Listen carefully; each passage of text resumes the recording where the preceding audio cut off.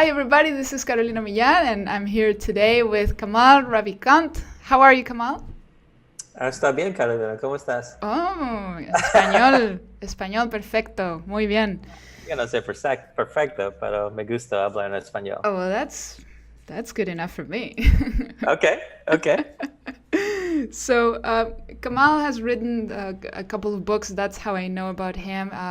And one of his books, Love Yourself Like Your Life Depends on It, really made a huge impact on my own life. And I reached out to him and he replied. Like, most people don't respond when I email them, but he did. So, Kamal, thank you so much for agreeing to do this interview with me. It means a lot. Oh, it's a pleasure. And actually, I saw the video you did about the book, and it was beautiful, and I loved it. And I was really touched. So I had to meet you. Thank you. Thank you. It means a lot that you saw it. I was a little embarrassed, but then I thought, whatever. That's why I put it online. Funny, right? That's how that works. Like we're like shy and embarrassed about things we do, and then they work. I know. It's Yeah. crazy. It's crazy. So So I'd I'm love glad you did. to, yeah, thank you. So I'd love to talk about that book, but also your most recent book, Rebirth. I'll Hmm. admit I didn't think it was gonna be that long, so I'm still not done with it. I'm listening to the audiobook, and so far I'm loving it. So maybe you can share with us a little bit for maybe the one or two people who may still not know you. Maybe they didn't watch my video yet. They should. Um, what is your background? I know your background also comes from the startup world in Silicon Valley, and Hmm. then what led you to write these books, and what are you up to now? Okay. Uh, so like the long version. Oh, I Uh, like long answers. Up to you. Up to you. Okay, yeah, yeah. I love Latin conversations. They're always deep and long. You Yes. know, um, so I've been in startups in Silicon Valley since the first dot-com boom, and before that, I was, college. I was in the U.S. military. I was a soldier in the infantry soldier in the U.S. Army, college, and then did a bunch of backpacking around the world, just me and no money and a mochila, a backpack, and Mochila. mochila, yeah. And then I moved to Silicon Valley when the dot-com boom was happening, and joined it and started Mm. building companies and helping build companies. And it was a great education, and it was a time when we felt like we were creating the future because no one had done this before. There were no websites or whatever. Websites, at that time No. was like really clunky HTML. That was the most you had on the web. So it was a very exciting time. And then I've stayed in Silicon Valley since then, and building startups, advising startups, and then the last company that I built, um, I had fully funded it myself for years, and it blew up, and I lost everything. And Oh. I had to, yeah, so like all that I'd saved for all those years, everything was gone. And in fact, I was living off credit cards and trying to figure out what to do.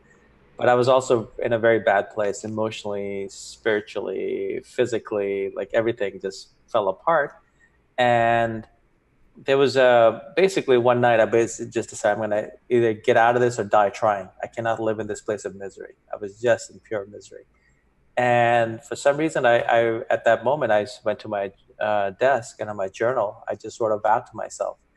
And the thing about a vow is a vow to oneself. I really believe is a sacred act.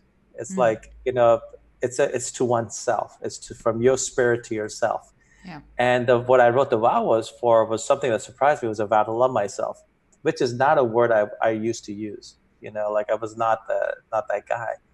And I don't know where that came from, but then I was like, because it's a vow, I had to do it, but no one had taught me. I never went to school for loving myself. I had no college courses in loving Uh, myself. There was no, there was, and in fact, even if you looked at books, there were a lot of theory, but there was no practical, like, here's how you love yourself. mm. People just assume, everyone says you should love yourself, but who says, okay, this is what you do This is to love how. yourself, right? It's like people say you should work out. Well, they can give you step by step on how to get in shape, but who gives you step by step to love yourself?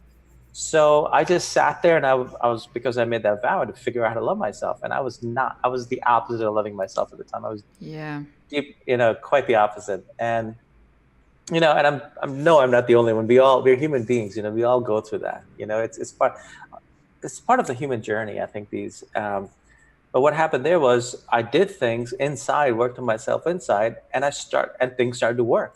And I came up with like almost like a practice that I was doing daily obsessively, and it really shifted things inside. And I really started loving myself. It was some of it was based on what I know about neuroscience because I have a degree in biology Mm-hmm. and just how the mind works. And some of it was just I was just trying every stupid, simple thing I could just to see what would work. And eventually I narrowed it down to some specific things and I just did them obsessively, and it worked and my life changed. And that's what surprised me was like I was just working my inside, but not only was my inside changing, my outside was changing in ways I had no control over. That's what I blew my mind. So I started using the word magic to describe life. Yeah. And this is not a guy who was like ever talking about life that way before. And so after that experience, I shared what I'd done with a few friends, and it helped really help them. And I shared with James Altucher, who we spoke about, and he said, "Oh, you got to write about this." And I was terrified. I was like, "No," but I committed to him that I would. And once again, a commitment, right? Mm. A vow, a commitment. And so I wrote it. I kept notes about what I was doing. So I like put those together in a small little book from the heart. Actually, what most people don't realize is I cut out 90%, about 90% what I wrote. Just I wanted to be the simplest, truest thing I could put out there.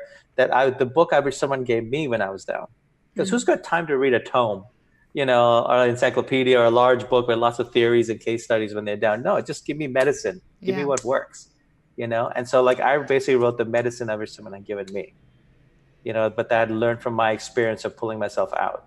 It's funny, I've never thought of it that way before, medicine, right? It is. But Yeah. and it was one man's experience, but if it's an inside thing, if it works for one human being, it works for the rest. Because inside we're all the same. The pictures may look different, but the fear or love and all that, that's the fundamentals are the same. And so I put this book out, and I thought it was going to be a laughing stock in Silicon Valley. And then I think a month later, it was the #1 self-help book on Amazon. And Wow. it took off. And all these amazing people just share it. And, I get emails, every day when I check from all these wonderful people who tell me it saved their life, changed their lives. And all they're doing is just reading one guy's journey. But in there, I also wrote how I did it. That was the most important part. I didn't give too much backstory because look, my backstory doesn't help you. What helps you when you read it? Like I didn't want to read other people's backstories. Funny enough, I'm actually in the process now of expanding it 5 years later. Okay. Because in 5 years, I've looked back and I have thousands, if not tens of thousands of emails, and I see the pattern, what people are struggling with and what I've done. And I realize there's more I could have put in there that can answer those specific things. So I'm actually just finished the 4th draft, and I'm just starting, I think today, the 5th draft of it. Oh, wow. And yeah. So I hope to put that out to the world in the next months. And it's even more practical. It's even more step by step how to just keep it sustainable. I think that's one thing most people struggle with. How do you keep doing it, not just for 5 days, 10 days, 30 days, but a year, 2 years, 3 years? So that's what I'm adding to it, to make it really this fundamental, like, this is the book, take it, go live it. You need nothing else from me, done. Like, here's your prescription. Is the medicine. Here's the medicine that worked for me. There you go. That's all I can give. Fundamentally, as human beings, that's all we can give. What works for us, right? And then, but give it in a way that people can actually apply it to themselves. Not just, hey, I learned to love myself. Go love yourself. Sounds simple enough. Right? So that's the story behind the book, and basically a bit of my story. And these days, after the book, I started instead of building companies, I built a venture capital fund. So I invest in startups, and I get to help startups, and I get to invest in them. And my passion is writing. What most people, well, I'm starting to talk more about is I was writing for a decade and a half, collecting rejection letters from publishers, just making myself a better and better and better writer. And that's what I think what my thing here in the world is. The rest of the stuff is fun. I'm good at it. I enjoy it. I do it. But if there was one thing I was here for, which would be to write books from my life experience that actually, hopefully in sharing my journey, I can help make others' journeys better. Yeah. And so I do this venture fund. I work with startups and I write books. Sounds fun. I love it. There you go. So yeah, I mean, I was surprised when I was listening to the audiobook of your newest book, Hmm. Rebirth, um, because very early on I realized that the events, even though it's fictional, I know it's also it's from your own experience, but it's a Yeah, novel, yeah, right? Um, I didn't realize it was so long ago. yeah. And then I was listening to your interview with James Altucher from around the time you released that book, and you said that you rewrote it like a ton of times, like until you got the final version that you were happy with, I suppose. So how was the process with that book? Like, first of all, how was the experience of going through the Camino de Santiago de Compostela? For those people who don't know, that's in Spain, and that's it's like a 7-day pilgrimage, No, it's like more, less. it's 800 kilometers. Oh, So oh it yeah, longer. if you do it in 7 days, you can walk fast. Oh my You God, know, yeah, yeah. you walk through the one end of Spain to the other from up in the north. Okay, So it's more like 35 days. more like 35 days. How long did it take you? About that. About that. So about a month, a little more than a month. Yeah, a little more than a month. So how was the experience? And then when did you decide that it needed to be a book? Yeah, incidentally, that experience it happened after my dad died, and I took his ashes to Ganges. And that part of the book is truth. I said the book is about 40% nonfiction, 60% fiction, Mm-hmm. but it's all based on the truth. And it's after my dad died, I took his ashes to Ganges, and I was just lost and broke and trying to figure out what to do. So instead of coming back to the US, I just used a little money I had. I just continued traveling around, and I bought a really cheap ticket to Italy to visit a friend. And then from there, next thing I know, went to Spain, took a bus to Barcelona, heard about this thing, went there. And next thing I know, I'm walking this ancient 11th century Catholic pilgrimage in Spain. And it's like life. If you just follow like the signs in front of you, it leads to what you need. And I think that's what I was doing. And because I had nothing to lose, because I was already lost, I think I was just following what the signs were in front of me. And I think it's funny enough, right? I think when we have something to lose, when we get entrenched where we are, is when we're not, where it's hard to follow the signs. And so I Yeah. just go ahead. Oh no, no, I was just gonna say that it's powerful when you have nothing to lose because there's no plan B, there's no comfort zone, so you just go for it. Yeah, Mm-hmm. yeah, and you hear a lot of successful people talk about that when they just hit that point, Yeah. and they just do. Mm. It's more common than it's not, which Yeah. kind of tells you something. Like there's these threads in the human journey, and we all share them. Mm. And so, but there, I end up walking this pilgrimage, and I only thought I was going to do for a few days.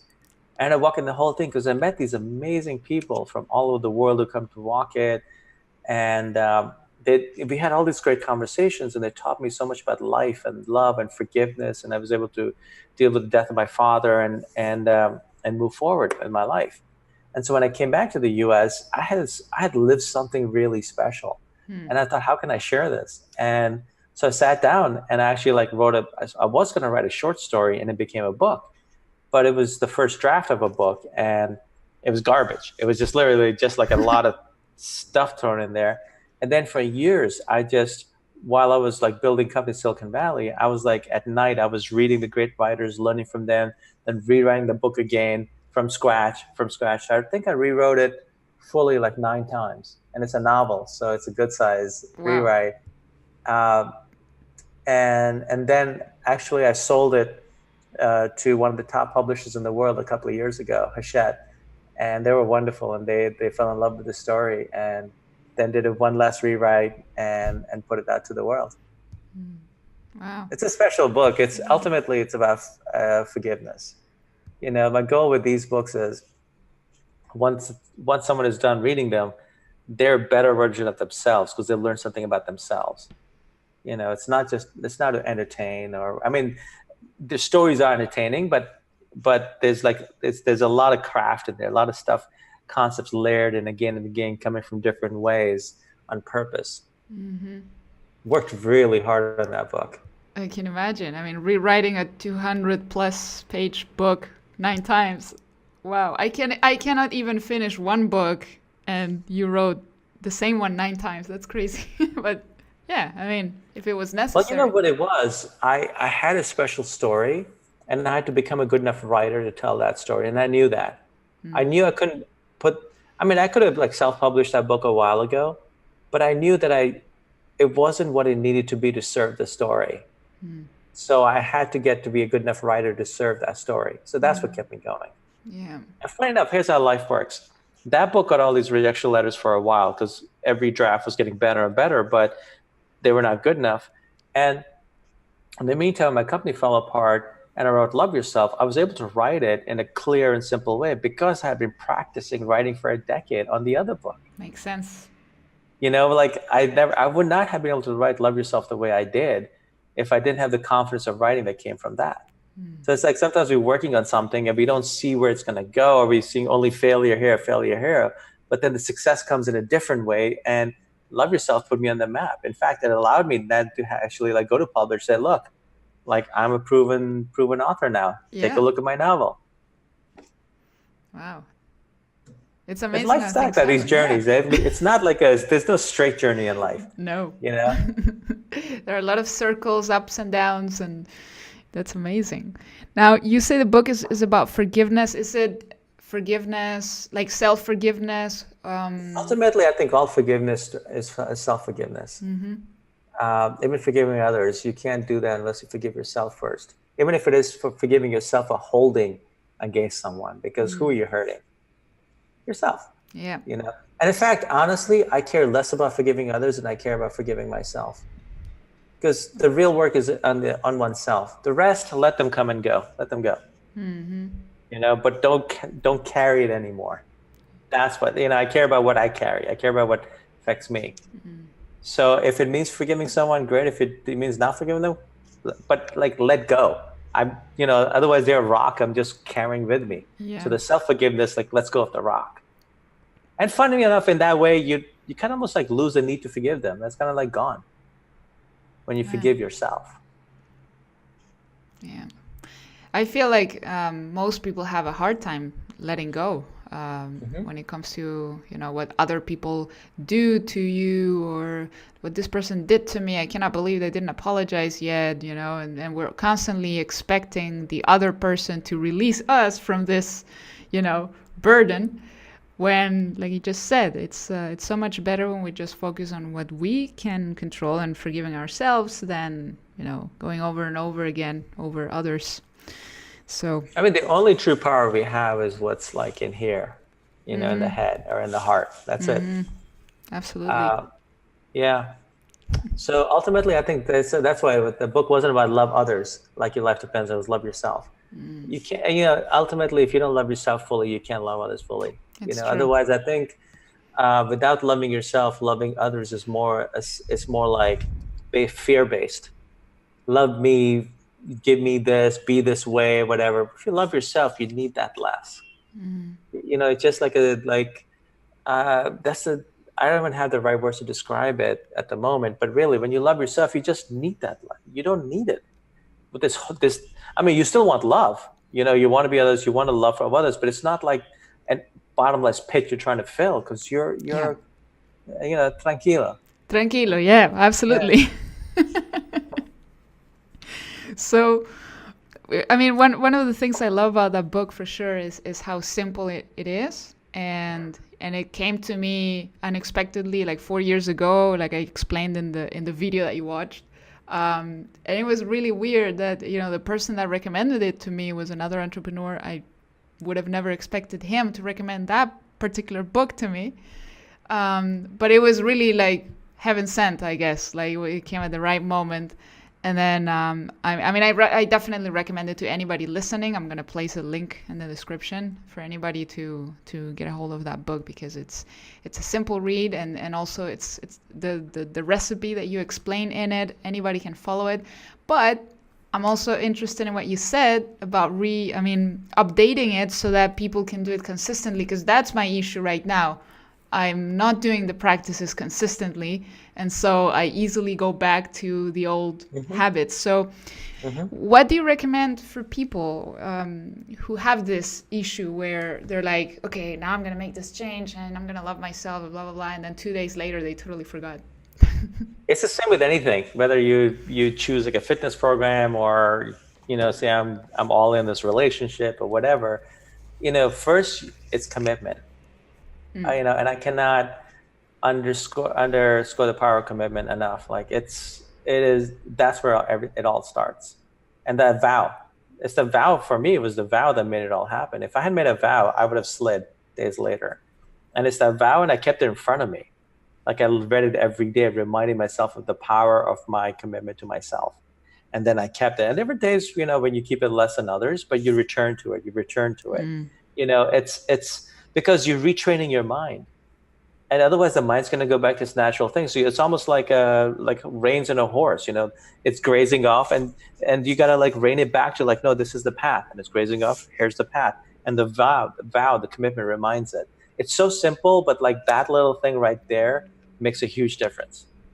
And the rest is also just the practice, like making it part of your life, almost like, rituals and making habits, which is what I'm actually putting in the expanded version. Like here's the ways I've done it. And it's this simple, literally do this, step 1, step 2, do this in the morning, do this at night, do this in the day, you're done, enough, like that simple. But ultimately, I think without a commitment, none of that happens long term. It's especially commitment from the heart. And here's the thing I've learned.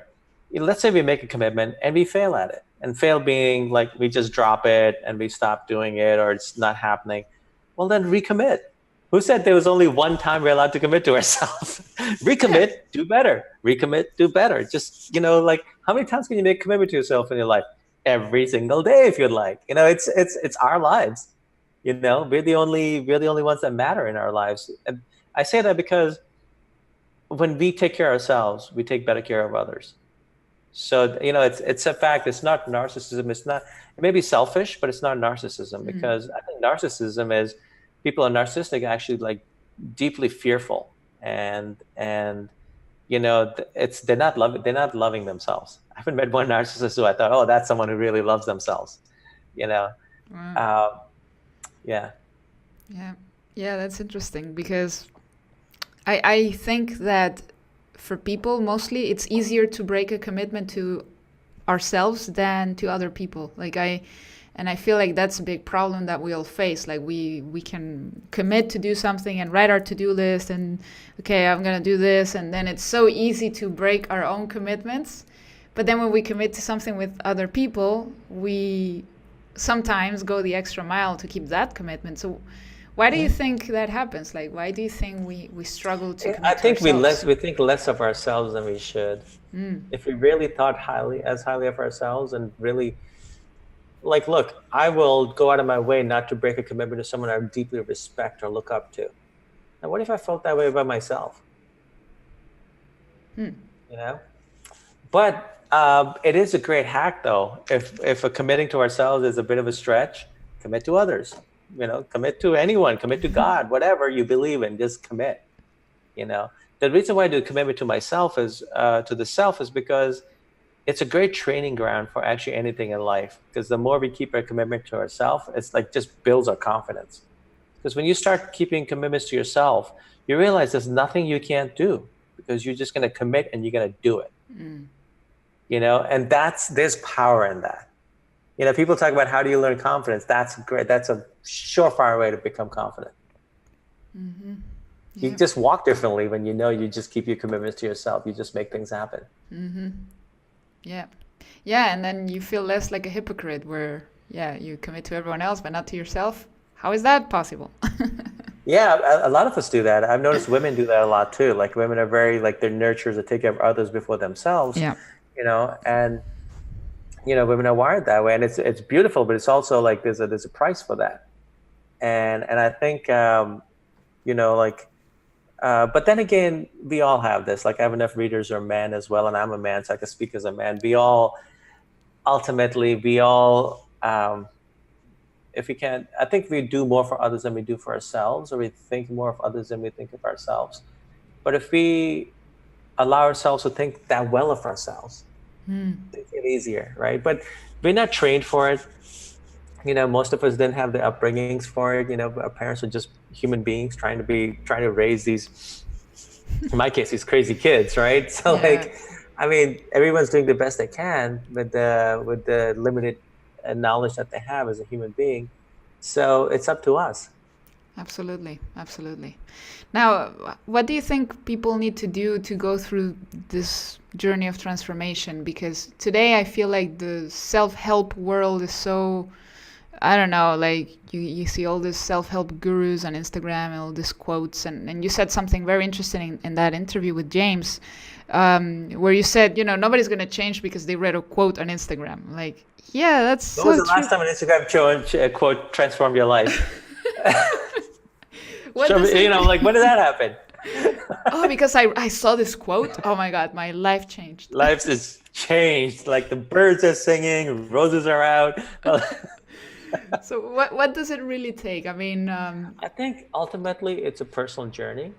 Even if you do with others, it's still a personal journey and it's an inner journey. And that's why I think it's easier to do the outer journey than the inner journey, because the inner journey we can't run away from ourselves. But the funny thing is, like if you look at every hero's journey, um, like remember in Empire Strikes Back with Star Wars, Luke Skywalker has to go face his demon, and it's him in the cave. It's us, but when you face him, it disappears. But you got to turn and face it rather than run away. And I think ultimately it is doing the inner work. Whatever the inner work we choose to do, like that. My whole transformation came from doing inner work, so that's what I can speak of. And that inner work, funny enough, leads to outer shifts. Doesn't mean I have it all figured out and it's all perfect all the time. I'm a human being. I deal with, and I think we all will. It's the nature of running around these, upright monkeys. But I think the level of transformation that happens, how our life becomes who we become, it really goes to a different level. Like I am such a different level than I was, say, back then. It's insane. And it's purely because like just be focusing, doing the inner work. Yeah. So I think rather than a lot of that, spending our time and all that other stuff. And I think I remember I even wrote in Love Yourself.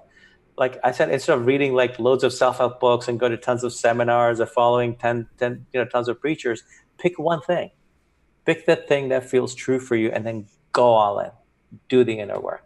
Transformation happens. Because I think often the instinct is to do a little bit of this, a little bit of that, a little bit of that, a little bit of that. It's like I'm going to do a little bit of paleo diet, a little bit of high carb diet, a little bit of this. You will get a little bit of results, a little bit of half-assedness, like in anything in life, right? You just pick one and go all in. And so whichever one feels right for you, that's the thing. Yeah. But then stop searching, go in, no more, because then you're distracting yourself. Yeah. Yeah, well, there's so much information available. So we are being bombarded all the time. So it's hard, right, to focus. I actually go out of my way to actually remove that information. Yeah. Because also the way it's being sent to us, it's like candy. It's like a dopamine. The way it works in the brain, the Instagram and all these things. Well, look, they actually cause the same effect in our brain. So you open Instagram for a minute. And you're there 30 minutes later scrolling. How is your life transformed? The same with Facebook, the same with Twitter, anything. How is your life any better? How are you any better? Yeah. So I've literally given myself hard and fast rules where I'll only open it once a day. And so once I've opened it, I can't open it again, and I'm busy. So I don't have time to spend half hour there. And instead, what I do is like, let's say if I want to work on something inside, I will just read books on that. I will find videos on that, just watch that, really just continue to put that in my mind. I will only focus on one thing. And you know what? That's amazing. Like you do that for a month, pick something they really want to learn or be, and just like read and learn and watch videos, but only on that. If you really still want to consume from outside, and it makes a huge difference. Amazing. What is the one thing you're focusing on right now, since you mentioned that? I think right now, I was in a flight yesterday. I was in the delayed at airports. I was just sitting in the airport for hours and hours. So a good time to think. And I was thinking, right now I want to go back into, because I'm involved in a lot of outer things with work and commitment and so forth, I spend less time on the inner thing where I just want to focus more on the power of thought. I mean, I experienced it in my life. The power, like love yourself was a particular focused thought that I built into myself. I want to actually like learn more about that and that from other people. I've learned it on my own. So I just want to watch like, particular people, I'll go to YouTube and I'll just search. And if someone, the way they're speaking, connects to me, I will listen to the whole thing. And so now, like, I think the only videos I'm watching, and I'll do for a month, will be on that, other people's things. And I'm taking it in, just like soaking it in and letting my mind do something with it. Also, it's like, once you do enough of it, you kind of like just want to do it. Yeah. Like it's like, you know what? Go every day and stand in the middle of a gym and watch everyone work out. Eventually, you'll probably start doing it too. I'm not sure about that, but No, but really, go 30 days in a row. Go stand in the middle of a gym for 10 minutes. Eventually, you might want to like do something. Right? It's the same thing. And that's kind of like what I'm doing with the mind. But I do it with other things too. But this is just, you asked, what am I doing now? This particular. Yeah, absolutely. Well, since you want to practice your Spanish, I will email you. There's somebody I can recommend to you who talks about. I don't want to say it's not self-help. I just can't find the right word. But he's from Spain, I think. But his speeches are so like outerwardly. The things he talks about, energies and love and society and stuff. I think you might like it. Might be difficult with an intermediate level of Spanish, but maybe it'll help you excel in that area. So I'll look it up. Okay. I think his name is when they speak in Spain, they have that lisp like Barcelona. I know what you mean. His name is Enrique Corbera, I think. So I'll email you a video so that you check him out. Thank you. So any other like exciting projects or anything else you're working on right now that you'd like to share? And of course, I'd love for you to share a little bit more about Rebirth and Well, the Spanish version is out too. Oh, it's called Renacer. Renacer. Okay, yeah, awesome. Yeah. It's actually out in Spanish and Portuguese. I think it's coming out Italian as well. And is Love Yourself in Spanish too? Because No. Please I make it available. I need to. You know what I was going to? I had actually hired translators because I'm very specific about how to get it translated because I wrote it. Yeah. It's not just written. It's written in such a way to layer certain mind concepts in your mind on purpose. There's a lot of craft and strategy in it.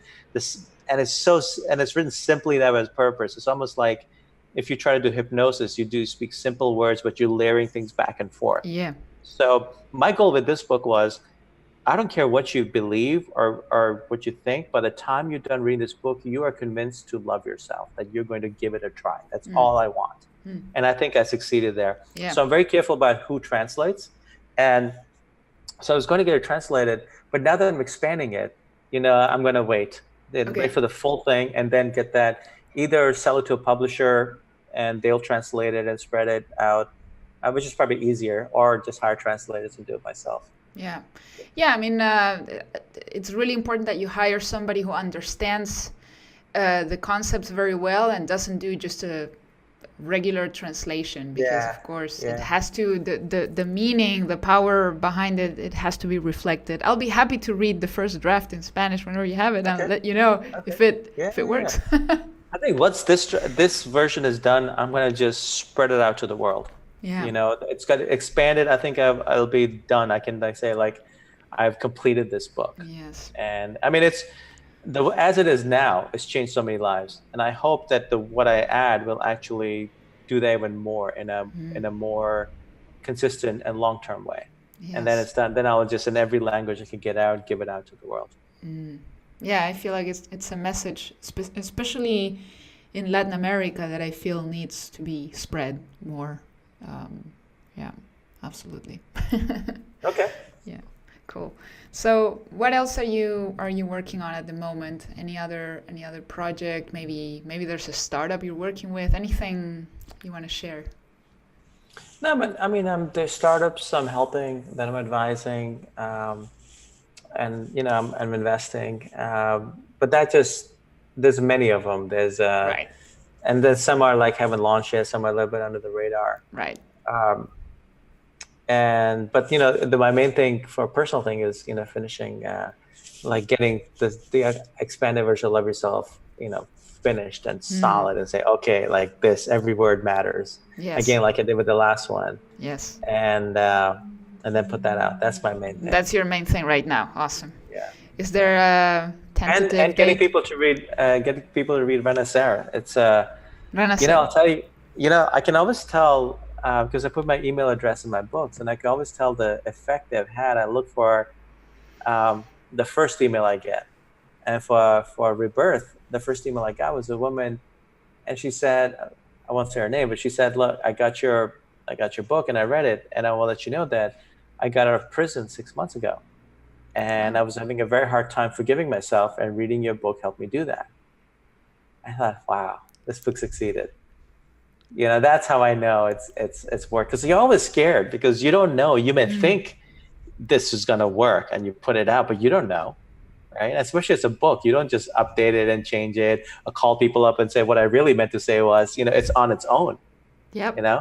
And so it's a special book, and I like to get it out to the world more. It's a novel, so it's harder to get people to read a novel. A lot of people don't like reading novels, but it's written very simply. It's a beautiful story, and ultimately it's all these concepts of loving yourself and forgiveness, like layered in. Yeah. Yeah, like I said, I got the audiobook, so I already started listening to it, and I will most likely make another video when I'm done, so I'll let Thank you you. know. What would be like you just mentioned this case, but is there another transformational story that came back to you from your books, like people who reached out to you, emailed you, that really stuck with you, that made you think, wow? Oh God, there's so many. So many? I'm like, people are amazing with what they share with me. Like, really. People who have lost children reach out to me and tell me like how this book's helped them. I had someone last week for Rebirth reach out and say his brother, so I guess his nephew, was killed in a car accident, and he said he gave a piece from Rebirth to them because in that the character's trying to figure out, he keeps on asking why, like, why did this happen? Why, like, why did my father suffer so much when he was dying? Why did this have to happen? And this man he meets says to him, like, look, that's the ultimate question that no one has the answer to. And the man who's telling him is a minister, who's walking along, and he says, but try this, ask, now what? He said, because there's people in humanity have suffered way more than any of us will. Any of us who are lucky enough to be sitting here doing these conversations and watching YouTube, right? But they have gone on to live remarkable lives. But they do when they stop asking why and say, now what? Because the why, you're stuck in now what, you look up and you step forward. Now what? Because that's the question to ask instead of the why, which is the unanswerable question. So what? Now what? Now what? And he said that to his brother, so for his nephew, and he said, like, this really helped. So that one really stuck with me. When you write these books, you they'll help people, you hope they'll help people, but you don't know how. But then you get these beautiful stories from people telling them how they did. It's truly magical. I'm so lucky. Have you thought about ever turning some of those stories into another compilation or book or something? You mean like reader stuff? Yeah, of course, with people's permission, or fictionalizing it. But I feel like hearing those stories from other people is also very powerful. I never thought of that because I figured that would be personal. People never occurred to me.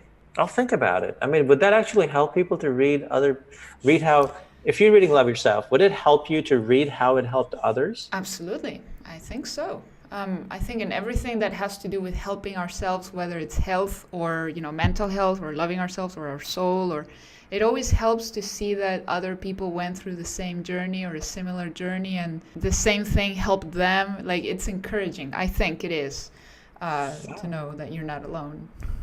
That's really good to know. Thank you. You've actually put something on mind I hadn't considered.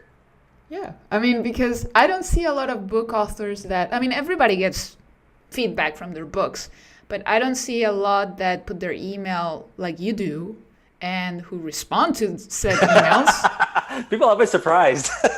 They're like, Yeah. I'm like, is it you? I'm like, yeah, it's really me. I know, because I when I emailed you, I thought maybe an assistant or an auto response, and yes, I did get like a little Yeah. auto response that said, "Hey, my email is a bit swamped. I'll get back to you." Like, okay, and then you did get back to me. So I'm like, okay, I'm sure that a lot of these people that have emailed you with their transformational stories would be honored to have you share it. I mean, I would be. Maybe some Really? people would. Yeah, That's really good to know. yeah, I'll consider that for this sure. expanded version because I think after expanded version, the Yeah. book is fully done.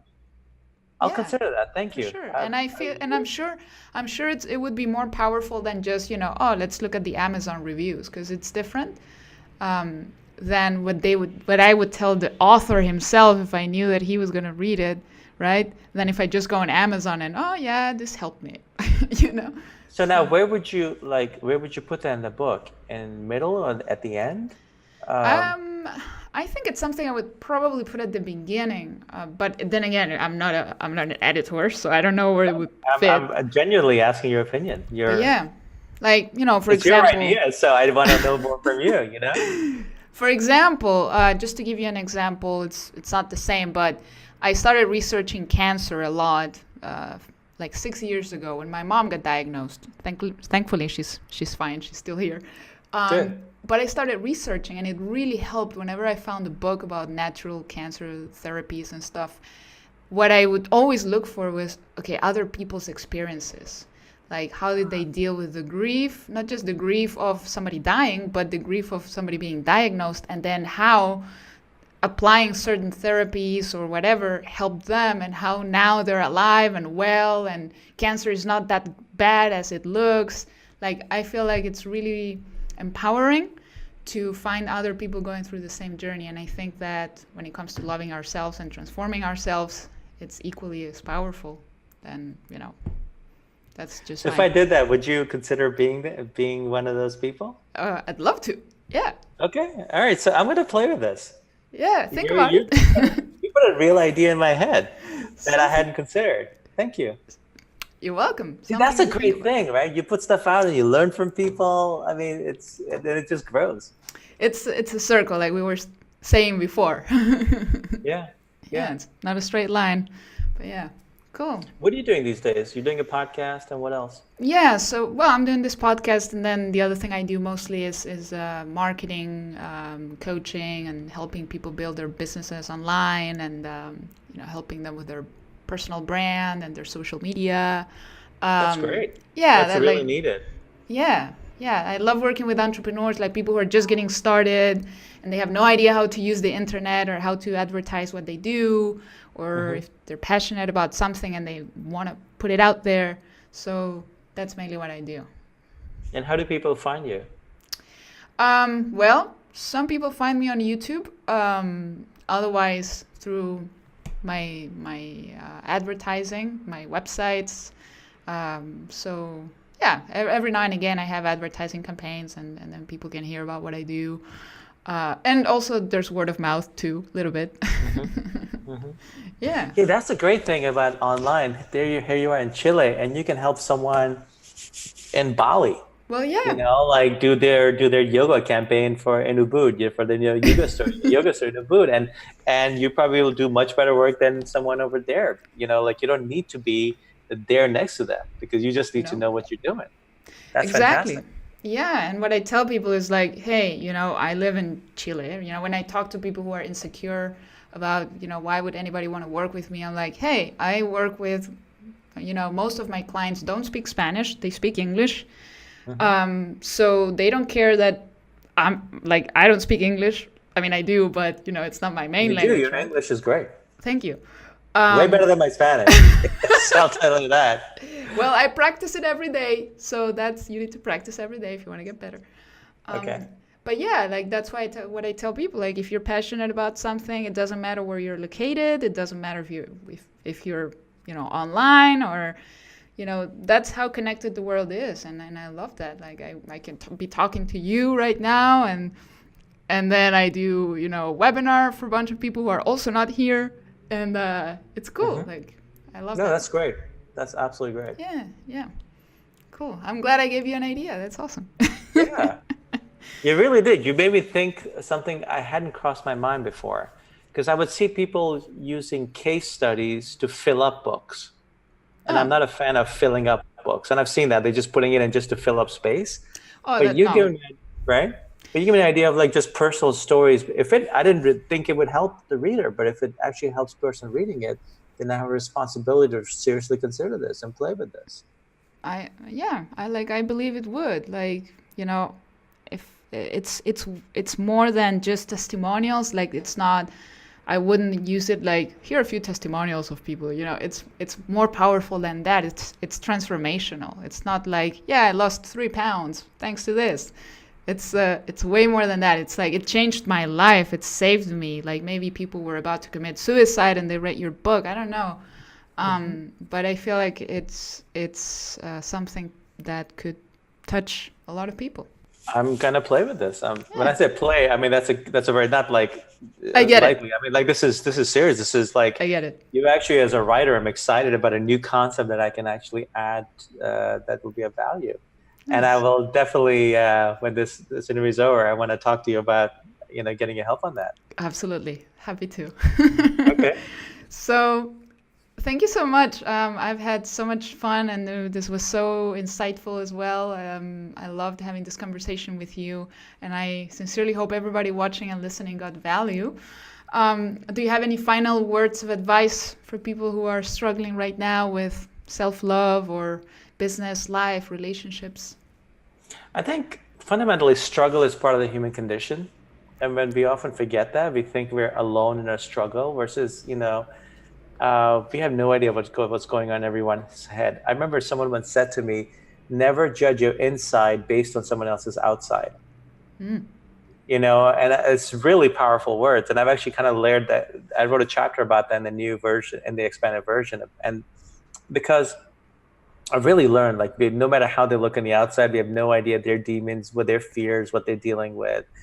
The only one we truly know that we can judge the inside is us, and the only one we can change in the inside is us, right?